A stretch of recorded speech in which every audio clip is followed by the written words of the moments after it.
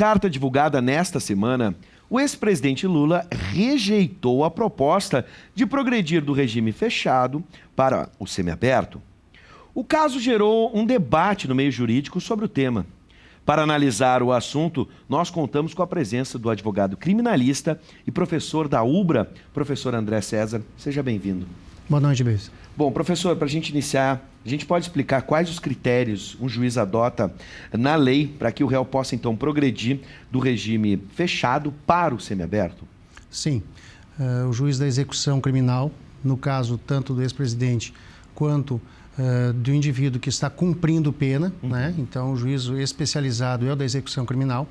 Ele avalia critérios estabelecidos pela Lei de Execução Penal e, nesse caso, o cumprimento de um requisito objetivo, que é o temporal, e um requisito subjetivo, que é o do bom comportamento. Sim. Para crimes hediondos, nós temos uma fração de cumprimento da pena, considerado se o indivíduo é reincidente ou não, e no caso do ex-presidente, cujos crimes que foram reconhecidos na sentença condenatória não são hediondos, ele tem, então, a exigência de cumprimento mínimo da fração de 1/6 da pena que foi aplicada pelo, no caso, o STJ. Agora, procuradores da Lava Jato pediram à juíza Carolina Lebos, responsável pela pena do ex-presidente Lula, que ele progredisse para o regime semiaberto. Mas, então, como a gente disse no início da nossa conversa, Lula disse em carta que recusaria a medida. O réu tem esse poder? Na verdade, quando o indivíduo passa a cumprir a pena, ele passa à sujeição do Estado, que o coloca sob custódia para o cumprimento das determinações judiciais a partir da previsão legal. A Lei de Execução Penal, ela prevê a possibilidade de o Ministério Público requerer a progressão do réu, independente de a defesa fazê-lo, mas, por óbvio, a defesa vai ser intimada a se manifestar a respeito dessa provocação. Tanto que, para o caso, já foi requerida a certidão, né, do bom comportamento, ou seja, da conduta carcerária dele, para análise dessa provocação do Ministério Público Federal. E, a partir daí, nós teremos uma decisão, porque também a Lei de Execução determina que é competência do juiz da execução penal determinar, deferir ou não a progressão de regime diante dos requisitos legais. Peço licença ao professor para que a gente possa abrir a nossa conversa, além das questões técnicas, o seu ponto de vista. Alguns especialistas apontam que Lula talvez esteja esperando uma decisão do STF para a suspeição do ex-juiz e atual ministro da Justiça, Sérgio Moro, já que ao aceitar a progressão de pena, ele, de certa maneira, assumiria a culpa. O senhor concorda com essa análise? Absolutamente. O processo judicial criminal, onde foi reconhecida a autoria e materialidade dos delitos sobre os quais pesa hoje a pena para o ex-presidente Lula, inclusive a quantidade de pena que está sendo considerada para efeitos de progressão. Estamos diante ainda de uma execução provisória da pena. Por quê? Porque os advogados do ex-presidente estão recorrendo ao STF pela suspeição, pelo reconhecimento da suspeição do ex-juiz Sérgio Moro. Na verdade, se estabelece ao apenado, neste momento, que é a execução da pena, dependendo das instâncias que ele já superou, nós não teríamos mais modificação do reconhecimento da condenação, e sim a possibilidade, pelo que me consta, dos limites do recurso que teria sido interposto perante o STF, se for esse o objeto do recurso, especificamente, a anulação do processo. Aí nós teríamos, então, toda uma circunstância retrógrada a fases processuais do processo, enquanto decididos sobre a condenação. Mas, em resumo, objetivamente, a tua pergunta, não, absolutamente. Não haveria como se estabelecer a relação do não cumprimento da progressão da pena, que é uma determinação legal, inclusive constitucional, né, relacionada a algum tipo, alguma forma de se pré-estabelecer alguma alteração em relação à condenação que já está reconhecida pela STJ. Agora, tem um outro detalhe que chama atenção e não está nas manchetes, pelo menos.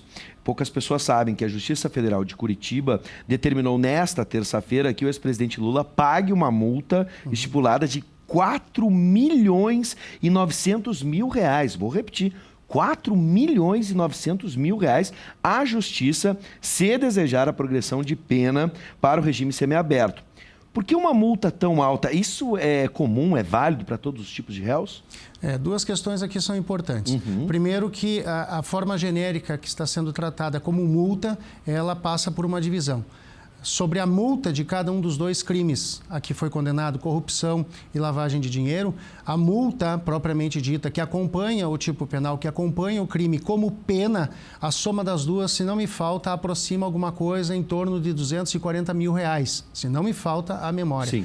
E o volumoso, que seria de mais de R$4 milhões, seria pela possibilidade que tem o Ministério Público de provocar ante a denúncia também a reparação de danos causados pelo cometimento dos crimes. Sim. Então, o volume maior desse valor está calcado, está baseado na reparação de danos a que foi condenado o ex-presidente Lula. Segundo, sobre a questão da condição de pagamento desse valor. Como está em execução provisória de pena, estamos numa progressão de pena sobre um PEC provisório, nós temos do Ministério Público a manifestação de que há bens suficientemente garantidores dessa quantia para que se cubra o valor numa eventual condenação definitiva. Sim. Porque mesmo que houvesse o pagamento direto em pecúnia e numa eventual absolvição ou numa eventual causa de extinção de punibilidade, esse dinheiro reverteria. E a tua segunda pergunta, a segunda parte da tua pergunta, sim, não é especificamente em relação ao ex-presidente Lula. De forma alguma, há uma pessoalização da pena. Nós temos, na verdade, um critério de individualização da pena. Então, sim, a todos os crimes em que é cabível a reparação de dano ou a previsão da multa que acompanha a pena privativa de liberdade ou alguma das penas previstas pelo Código Penal, nós temos, sim, aplicação de multas que podem ser vultuosas e reparação de danos que podem ser vultuosos, sim. O Código Penal prevê uma margem bastante larga ao juiz, dependendo do fato, dependendo das circunstâncias, das consequências, enfim, dos critérios legais, ele pode chegar a um valor volumoso, inclusive no que diz respeito à multa que acompanha a pena do crime. Sim, a multa, no caso, seria de 240 mil, aproximadamente. Se não me falta alguma coisa em torno de 160 mil para um dos crimes, se não me falta de corrupção, e 70 e poucos mil reais em relação ao crime de lavagem de dinheiro. Sim. Agora, em que deve decidir sobre essa guerra de versões, né, e quem deve decidir, na verdade, da defesa do ex-presidente e dos procuradores da Lava Jato em relação à progressão da pena. Quem é que deve decidir sobre essa guerra de versões que a gente tem entre a defesa e os procuradores da Lava Jato, tendo em vista que não há um consenso no meio jurídico sobre o tema? É importante falar que a condenação do ex-presidente Lula ainda é tema de debate por diversos juristas. Com certeza. A cada dia se torna uma situação peculiar. Porque, em primeiro lugar, não é comum que o apenado recuse o benefício legal que lhe cabe por conta da progressão. Sim. É o inverso, né? Há muitas vezes a tentativa, há muitas vezes o não preenchimento dos requisitos e, mesmo assim, ainda se insiste num recurso que vai em instâncias superiores até que efetivamente se tenha um resultado definitivo. É o caso. Nós temos uma situação em que o Ministério Público está pleiteando a progressão do regime, lhe é permitido por lei, lhe é uma atribuição legal, né, inclusive constitucional. Ao juiz, a partir do momento em que determinar, ou seja, a grande questão surge a partir do momento em que a juíza decidir sobre essa questão. A defesa, até então, até agora, pelo que se sabe, está seguindo a opinião, ou pelo menos o posicionamento do apenado, do indivíduo que está cumprindo pena. Pois bem, já se tem notícia de que haverá uma reunião segunda-feira entre a defesa e o seu constituinte para definir se realmente se mantém essa posição. Então, nós temos uma discussão jurídica entre Ministério Público e defesa. Tudo vai acontecer a partir do momento em que a juíza decidir, porque ela tem em mãos o cumprimento do requisito objetivo e tem em mãos o bom comportamento. Mas, em contrapartida, tem, pelo menos por hora, a contraposição do apenado em submeter-se à progressão do regime. A partir daí, e a partir de uma decisão, surgem os recursos. Surgem os recursos. Por quê? Porque a disposição legal é para que, o artigo 112 da LEP, inclusive, define isso, o juiz determinará a progressão. A partir do momento em que nós tivermos a determinação judicial, o apenado, em tese e a princípio, se submete ao cumprimento disso, inclusive a possibilidade, daqui a pouco, de sofrer algum tipo de reconhecimento de falta grave. Não digo nesse caso especificamente, mas existe a previsão para o cumprimento da pena, em que é possível, sim, o reconhecimento de falta grave. Não me refiro especificamente a este caso, porque aqui nós estamos diante de ser reconhecido ou não um direito subjetivo. Ou seja, o apenado está integralmente sujeito ao cumprimento do que o juiz determinar, mesmo que seja um benefício de que ele esteja abrindo mão, porque, na verdade, na prática, nós teríamos o quê? Nós teríamos, possivelmente, a partir de uma decisão em que for acolhida, né, ou a partir de uma decisão para o semiaberto, que haja possivelmente a transferência de Curitiba para São Paulo. Sim. Esse é um dos primeiros efeitos que nós tenhamos possivelmente. Verificar se há o estabelecimento adequado para o cumprimento do semiaberto. Existe uma súmula vinculante de número 56 que não autoriza o cumprimento da pena em regime mais gravoso do que aquele estabelecido, ou seja, se não houver condições, mesmo de estrutura, sejam elas quais forem, para o cumprimento do regime semiaberto, é possível que se estabeleça, inclusive, uma prisão domiciliar e até mesmo o uso de tornozeleira. Agora, para encerrar a nossa conversa, aproveitando a tua experiência, professor, não só como profissional, mas também na área acadêmica, e aí a vasta literatura que temos em casos no Brasil e fora, enfim, isso é comum? Isso pode ser mais comum do que a gente imagina, porque para muita gente chamou a atenção, né? A recusa do réu em uma progressão ao que lhe beneficiaria.